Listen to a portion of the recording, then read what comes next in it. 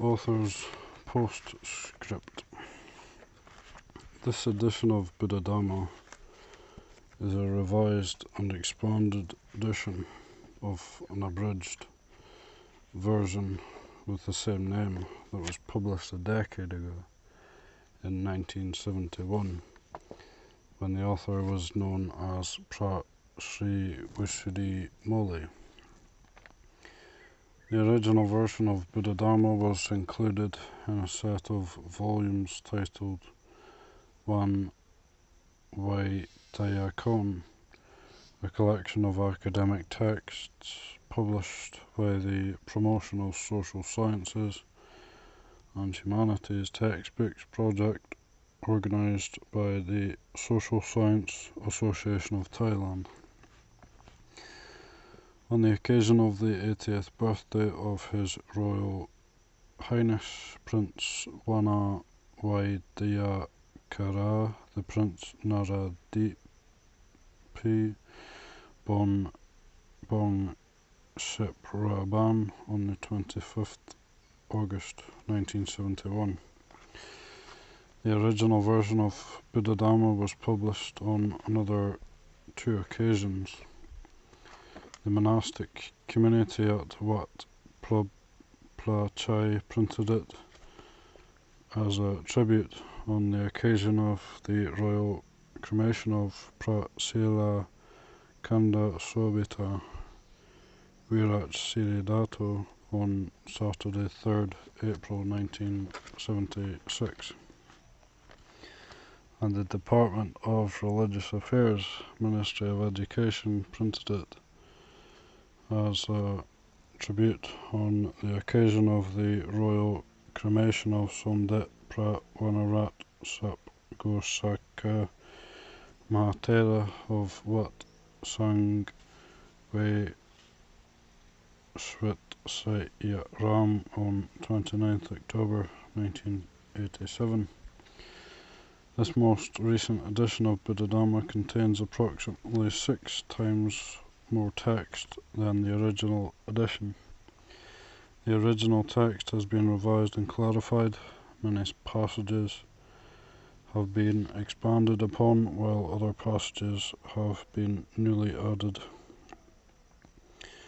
The result is that this edition is almost an entirely new book.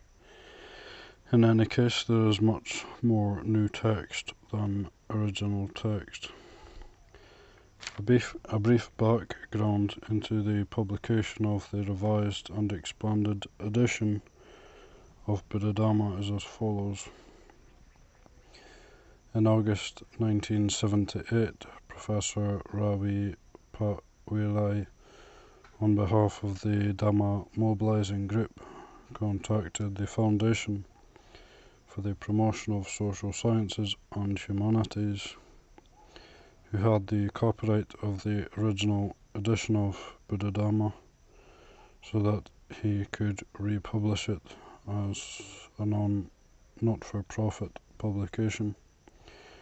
Professor Sane Chatmarik, committee chairman of the aforementioned foundation, considerately informed me as the author and asked for my permission. A little while later, Professor Ravi Patwilai came to speak with me about this matter. I expressed my appreciation, but asked him if he would kindly delay the publication for a short period so that I could use the opportunity to make some revisions to the text. When I first wrote the book, I had hurried to meet the deadline. Moreover, in the 7 years since the first publication, I had come up with many new ideas to add to the text. Professor Ravi Patwilai was graciously obliging, even though he had already made preparations. Example, setting aside the necessary funds for publishing the book. I estimated that the time required to complete the revision would take 3 months. At that time, I had many unfinished book projects. Several months before, I had decided to focus on reviving work on the Buddhist Encyclopedia, which I had started in 1964. To ensure this book's completion, I determined to refuse all speaking and teaching engagements until at least this one book was finished. The revision of Buddha-Dhamma was thus an additional task at the time that I had just finished approximately 190 pages of the Buddhist Encyclopedia. In any case, this revision was not completed within the estimated time. Indeed, this task was drawn out for 3 years until the present time. Instead of being a supplementary work, it became a primary work. Work on the Buddhist Encyclopedia was suspended, and all of my determinations in regard to that book were transferred to the revision of Buddha-Dhamma. This revision, which lasted 3 years instead of 3 months, became, in a sense, an entire new project, had several effects and repercussions. 1. Effects on the author. As mentioned above, the principal work on the Buddhist Encyclopedia was interrupted. This in itself caused no harm, because I had already wanted to continue work on Buddha-Dhamma. It was simply a matter of switching priorities. 2. Effects on the persons wishing to publish the book. The faithful lay supporters needed to be patient and to wait a long time. They also needed to shoulder the extra burden of finding increased funding, more than they had anticipated, for publishing the original version of Buddha-Dhamma. The body of text increased considerably, and the cost of publication increased with inflation.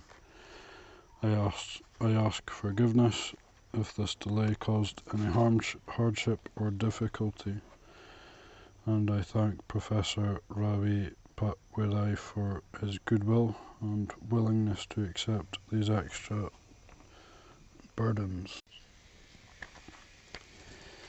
3. Effects on the book.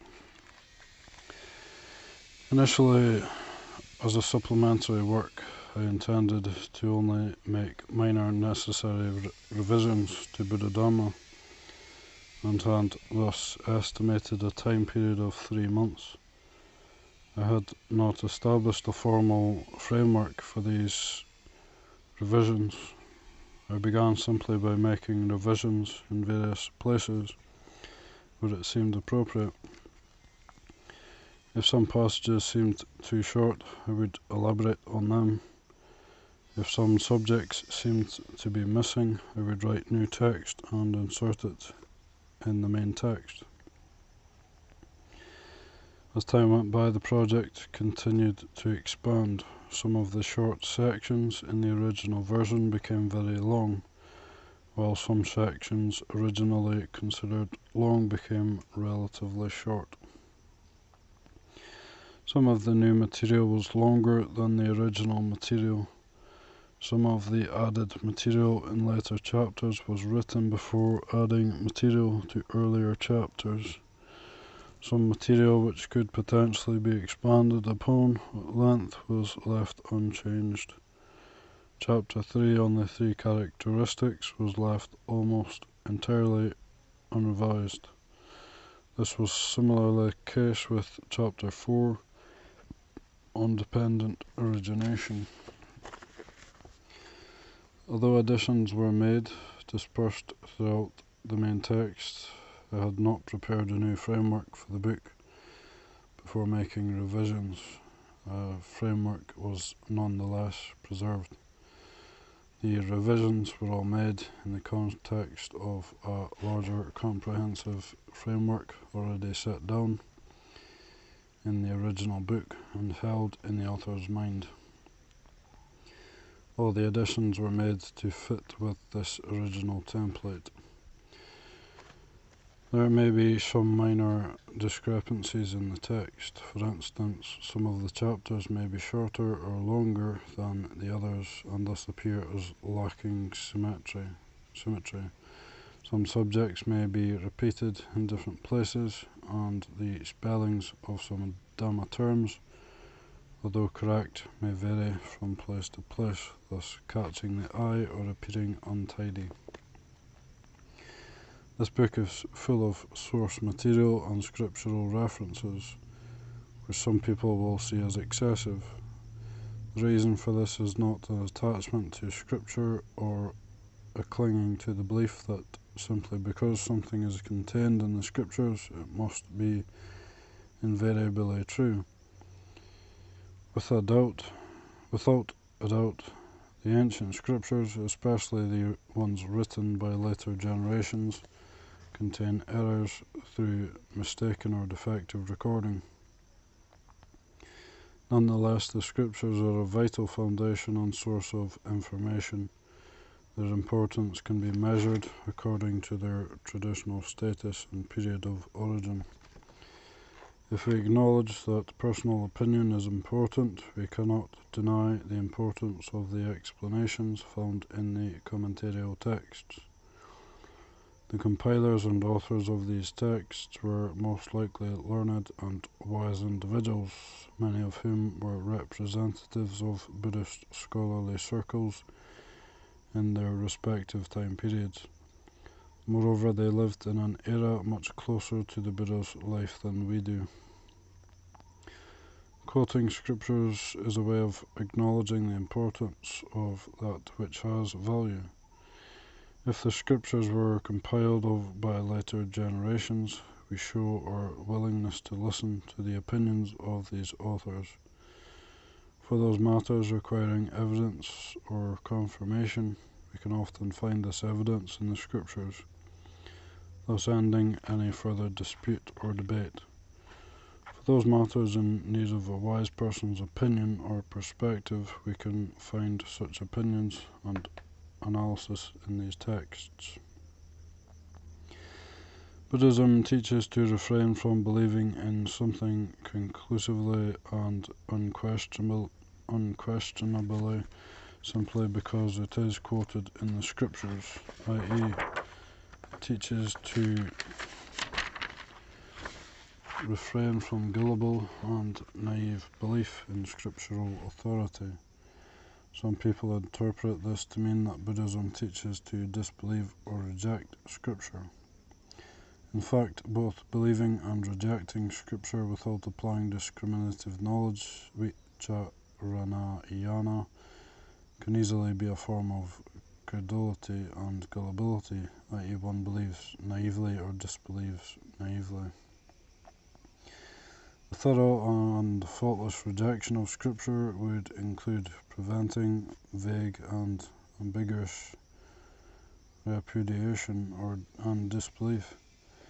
Before judging or even renouncing scripture, one should first study these texts comprehensively to see exactly what their authors say. How we want to then perceive or establish a different opinion from these texts is up to us. Those authors who have passed away in the past are at a disadvantage. They are unable to stand up and express their opinions or engage with us in debate. For this reason, we should first investigate and allow these authors to speak through their texts in an uninterrupted way. Whether we then agree or disagree with what they have to say, at least we have given them due justice. Another objective for presenting so much scriptural source material, or using the scriptural references as an anchor and chief support, is for this book to become independent from the author. As much as possible, the author can also be independent from the book. The author has prepared this book in the capacity of a scholar.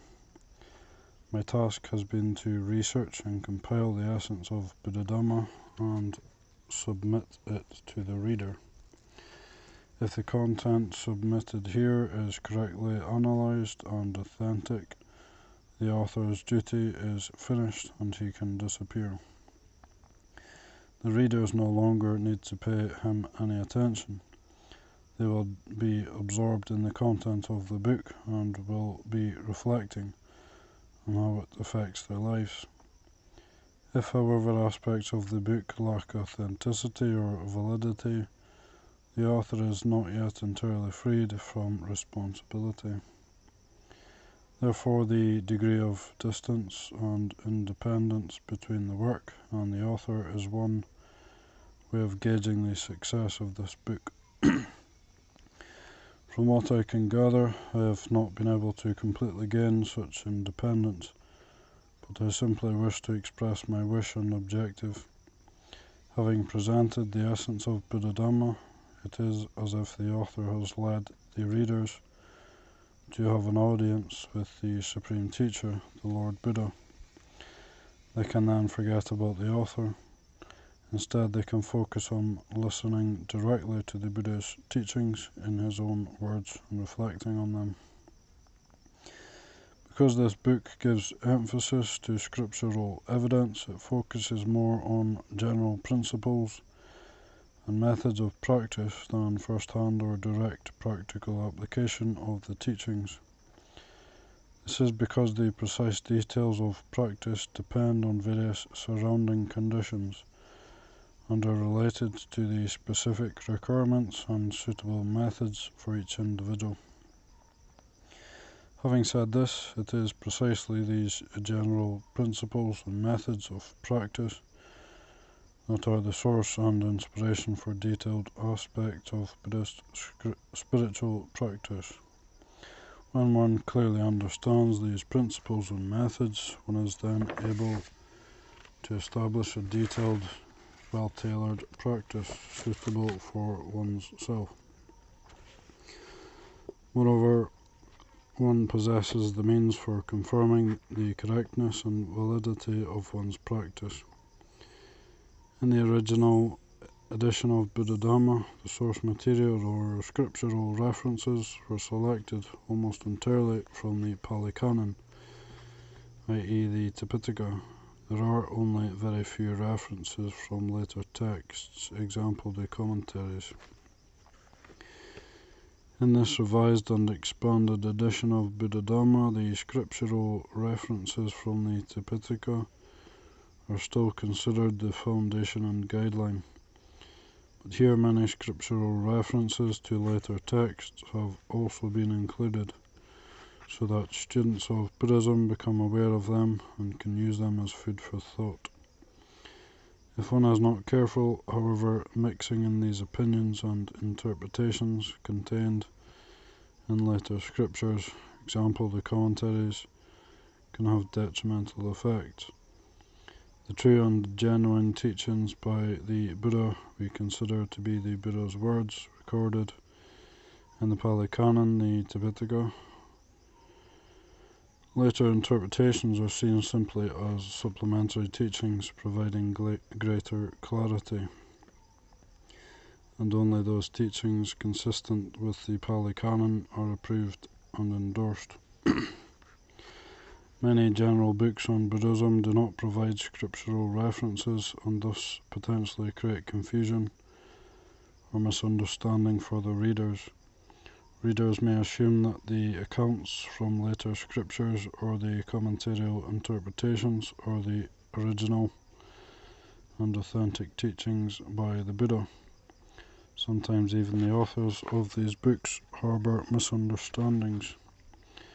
This matter of providing source material in order to avoid confusion thus requires care. An interesting example is that some Abhidhamma students understand that the teaching on dependent origination, paticca samuppada, or the mode of conditionality, paccaya-kara, applies to a long interval spanning over 3 lifetimes, and they believe that this interpretation accords with the Abhidhamma. The opposite, however, is true. The actual Abhidhamma presentation of dependent origination, i.e. from the Abhidhamma Pitaka, pertains to a single mind moment occurrence. The interpretation of dependent origination as a process spanning 3 lifetimes relies entirely on a mode outlined in the Suttanta Pitaka. The explication of dependent origination as spanning 3 lifetimes is found in the commentaries and sub-commentaries of the Abhidhamma, which explains this process according to an analysis conforming to the suttas Suttanta Bhajiniya, which is also described in the Abhidhamma Pitaka.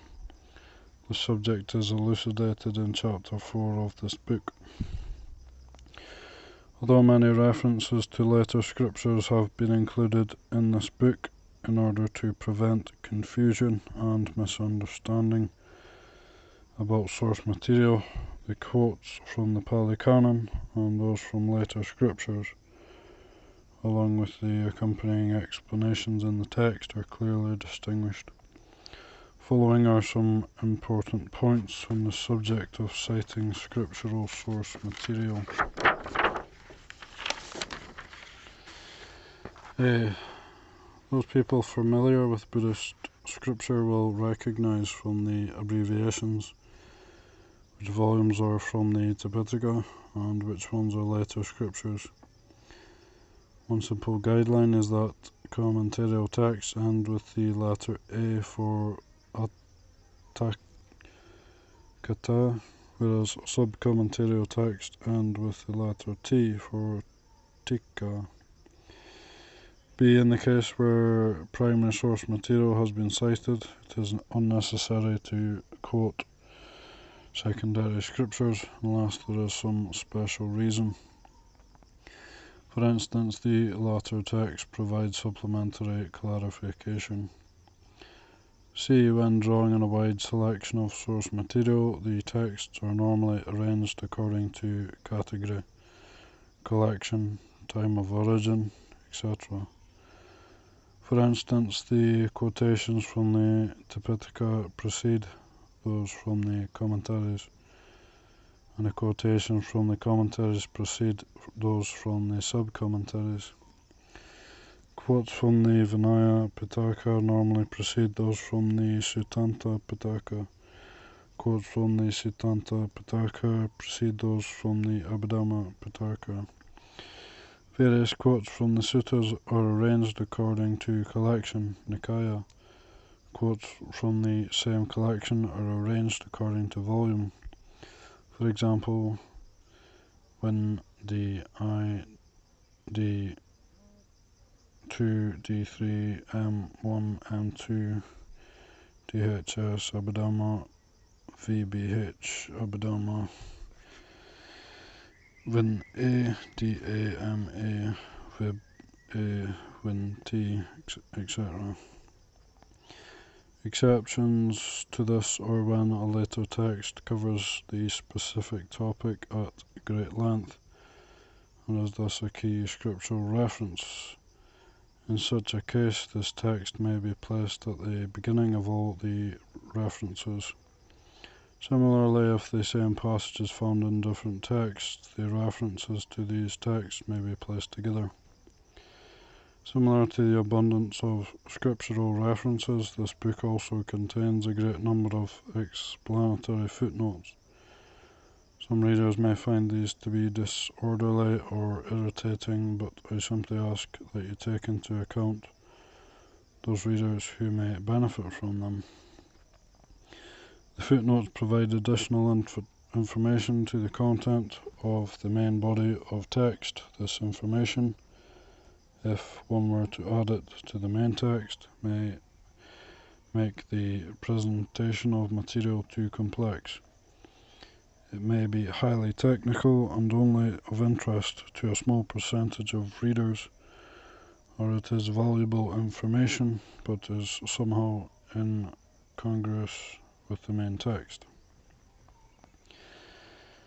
Footnotes. The footnotes are especially helpful for people who wish to engage in more extensive research. Many of the footnotes provide references that are worthy of further study and help guide one's pursuit of knowledge in a more detailed and comprehensive way. It is as if there are many smaller books subsumed within the larger one.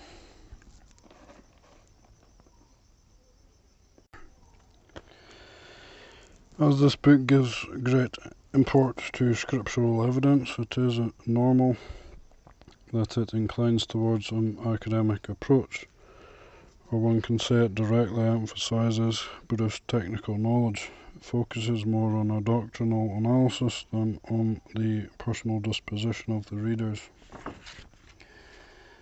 This book is thus for students of Buddhism, for those people who wish to study Buddhism in depth, who are dauntless and resolute, and who wish to gain mastery of these teachings. It is not seeking out readers or trying to spark interest in people by persuasion or by being exciting and stimulating. It applies scholarly knowledge as a basis rather than focusing on maximizing readership. Having said this, it is not overly difficult or abstruse for the general reader who is determined and aspires for knowledge. As a scholarly book, Buddha-Dhamma contains many Buddhist technical terms or Dhamma terms derived from the Pali language.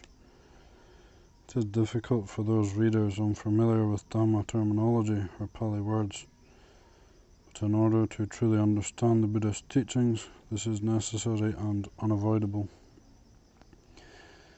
With a true understanding of Buddha-Dhamma, if one were to use not even a single Pali word, one's explanations and descriptions would constitute Buddha-Dhamma. Conversely, if one lacks true understanding or one harbours misunderstandings, even if one were to speak using only Pali words, one's speech would not constitute Buddha-Dhamma. It would be an expression of some form of confused or distorted belief. For those people who share a common understanding, Pali vocabulary acts as a means for conveying ideas in a convenient way. And for those students of Buddhism intent on knowledge, if they have the patience to learn some Pali, this vocabulary helps as a medium for instruction, accelerating their understanding.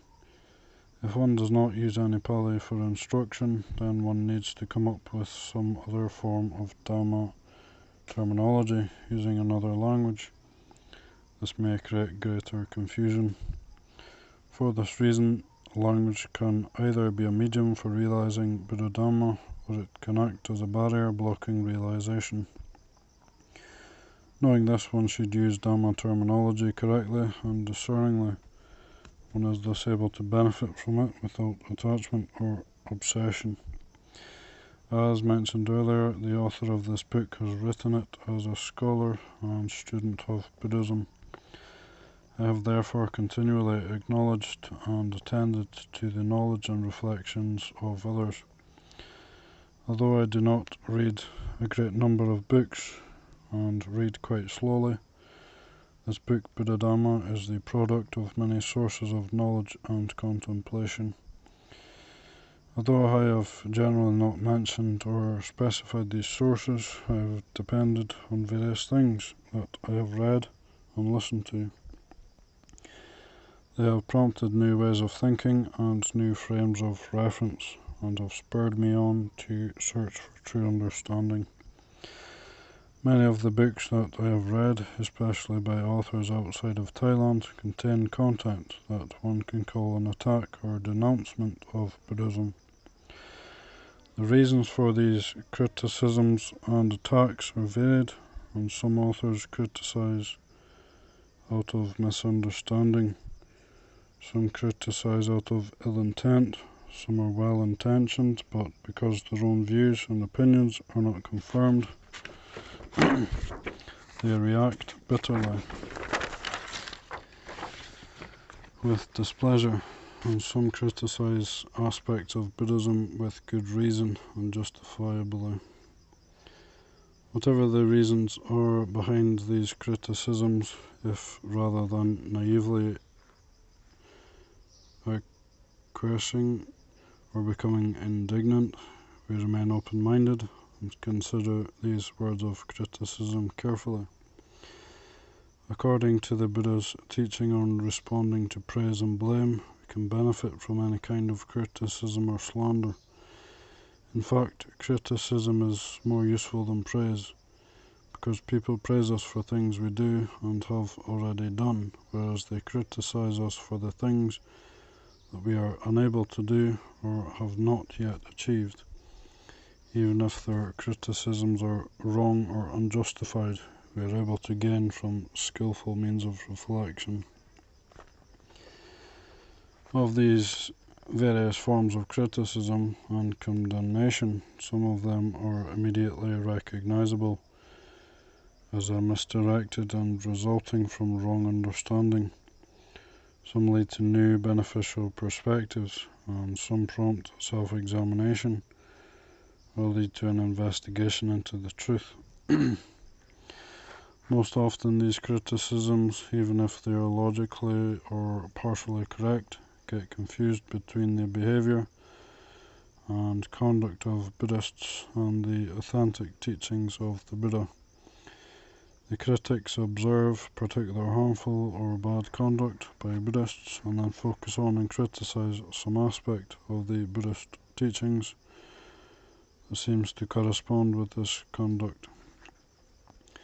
It is rare that critics are set upon the true essential Buddhist teachings.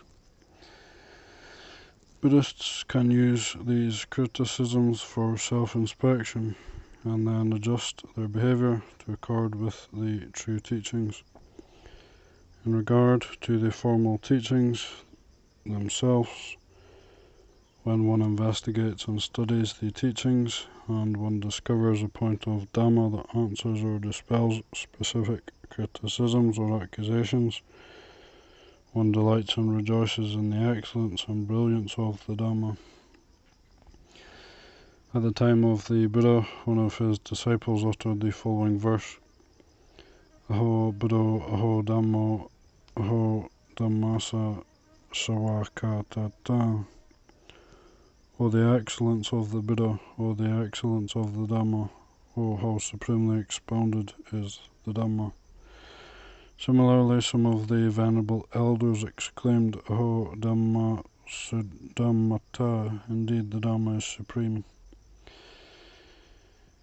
When this enthusiasm arises, there is a powerful, wholesome desire to proclaim the merits of the Dhamma to others, or to encourage others to witness and appreciate the excellence and nobility of the Dhamma, as can be seen in the utterances by faithful disciples in the Pali Canon. So ahang vicharisami gama gamang pura purang nama samano sambuddho dhammasa cha suddhammatang. I myself shall travel about from village to village, town to town, tirelessly paying homage to the Awakened One and to the Supreme Dhamma. Pasa Dhamma Suddhammatang. Come and admire the righteousness of the Dhamma, or come and see the Dhamma is a truly superb teaching. This enthusiasm and inspiration was an important catalyst for writing this book, and having written this book as a student of Buddhism, the act of writing has promoted my own personal studies. I have therefore been happy to respond to suggestions and disagreements, and have made amendments when informed of mistakes in the spirit of mutual kindness and goodwill and a shared love of the Dhamma, in order to bring this book to completion.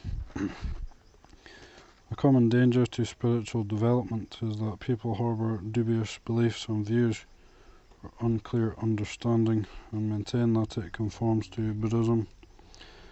They then adhere to these beliefs or views in such an extreme or fervid way that they deceive themselves.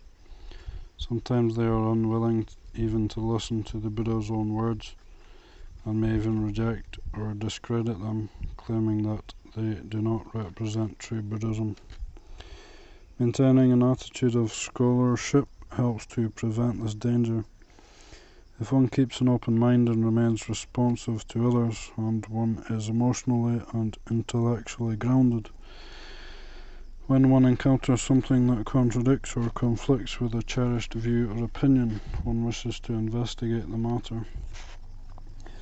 One's understanding of things becomes clearer, and one gains new forms of knowledge, leading to true progress and development.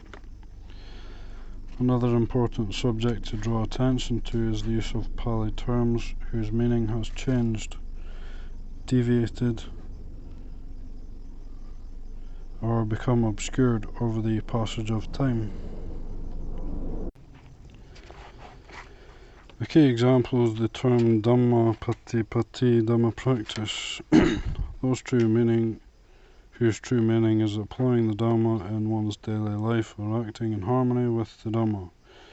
These days, however, Dhamma practice tends to be defined as a specific step or stage of spiritual training, manifesting as a systematic procedure and followed according to some prescribed method. In this book I have sometimes used this term Dhamma practice in its narrow sense. Readers should be aware of this distinction.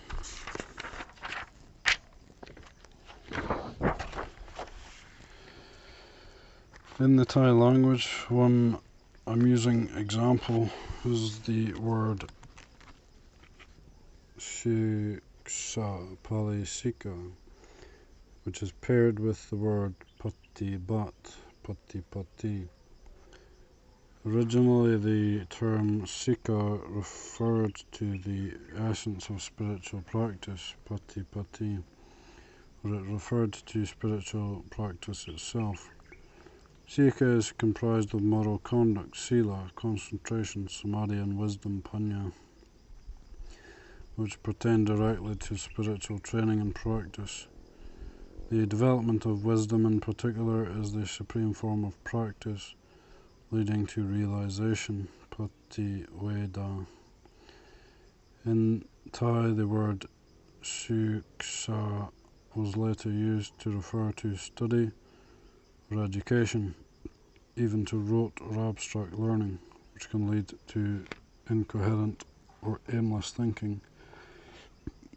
The meaning of Suksa has thus been transformed to be equivalent to the term pariyatti, formal learning. Another important distinction, although this does not have to do with a word whose meaning has become blurred or obscured, is between Pali and the Pali language. Pali on its own refers exclusively to the content of the Tipitaka, to be distinguished from later scriptures. Example, the commentaries, sub-commentaries, etc. The Pali language refers to the language used to record and preserve the content of the Tipitaka.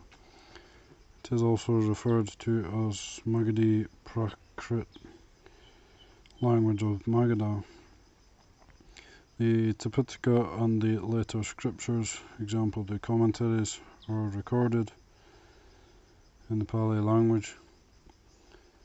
In the original edition of Buddhadhamma, some topics are discussed only very briefly, to simply familiarize the readers with the basic concepts. I did not explain them in depth or point out relevant methods of practice. This revised and expanded edition has attended to these weaknesses and shortcomings. For instance, in the section of the original edition titled Supporting Factors for Right View, because I had the sense that the subject of virtuous friendship and wise reflection were widely overlooked by Buddhists, I was preoccupied with underscoring the importance of these principles by quoting a large number of the Buddha's words, bearing witness to their significance. Aspects of these essential principles, including practical methods for applying them, however, were not described. This may have been ineffective because 10 years later these subjects still do not seem to receive the attention they deserve. In this new edition of Buddha-Dhamma, more focus has thus been given to the essential principles and methods of practice. The sections dealing with these topics have in turn become more detailed and expansive. There are many other similar principles. Example, aspiration for truth, Dhammachanda, or wholesome desire, Kusala Chanda, which is opposite to craving, Tanha, mundane and transcendent right view, the middle teaching, Majjhana Dhamma Desana, which is paired with the middle way, Majjhima Patipada, and the three doctrines professing wrong view, which run counter to the teaching on Kama. Although this book was written with modern readers in mind because of its emphasis on theoretical knowledge and scriptural source material, one can say that it acts as an interface between tradition and modernity. It is not a presentation of Buddha-Dhamma in a completely new format, which would give chief importance to the psychological and intellectual disposition of modern people and use primarily modern parlance. For this reason, as mentioned already in the original edition of Buddha-Dhamma, in the future it may be advisable to write a companion volume titled Applied Buddha-Dhamma. As mentioned above, this book gives great import to scriptural evidence and is thus full of Pali translations from the Tipitaka, the commentaries, the sub-commentaries and other scriptural texts. As the primary text, I have translated the passages from the Pali Canon, i.e. the Tipitaka, directly from the Pali, although I have benefited much from consulting with the translations in the Thai Royal Edition Tipitaka. Only few later Pali scriptures have been translated into Thai.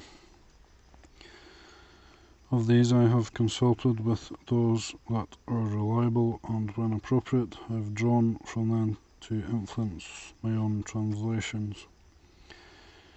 In regard to scriptures not yet published in Thailand, or to other scriptural research tools not yet available in Thailand, I have occasionally relied on English or Burmese editions as an adjunct to this work.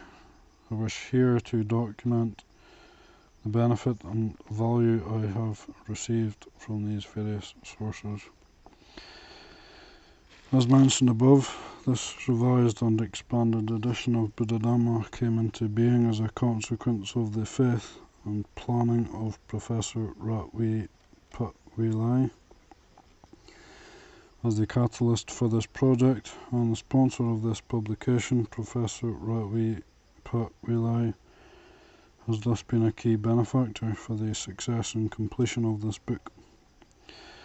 This revised and expanded edition of Buddha-Dhamma is a sequel of the original edition of Buddha-Dhamma, printed in 1971.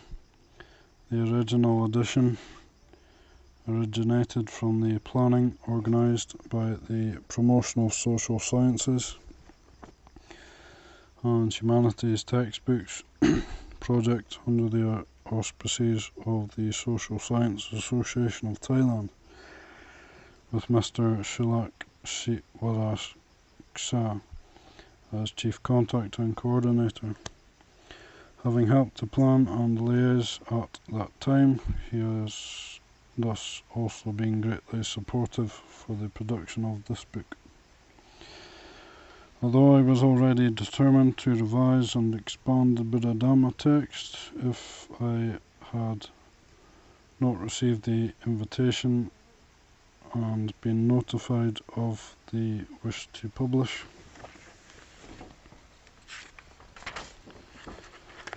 This project would have been delayed and would certainly not have been finished at this time.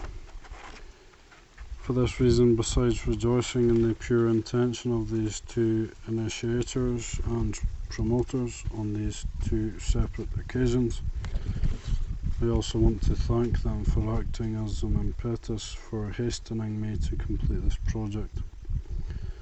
For this publication, Kun Sunai Set Bin Sorang has been a vital volunteer for bringing this work to completion.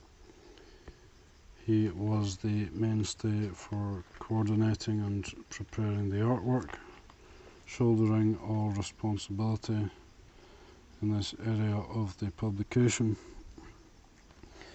He made many sacrifices and was very patient during this drawn-out process before it was finished. I thus wish to express my special gratitude to Kun Sunai Set Bin Sorang along with his team of artwork assistants. At the beginning stages of publication, Kun Bancha Cha Ler Mi Chai Kit provided useful supervision and helped lay a solid foundation for the present. The Metsai company provided generous support with the graphic design. The devoted person who helped prepare and type the original manuscript of this book remains the same person who typed the manuscript of the original edition of Buddha-dhamma, i.e. Kun Chodi Dhamma Warang Kun, who has typed almost all of my previous manuscript. I wish to express my gratitude for his considerable support. I thank Venerable Tam Chao Kun Usudi Som Bodhi, Deputy Secretary General of Maha Chula Long Korn Raja Vidyalaya University, who helped to proofread the manuscript during the 5 months that I was abroad.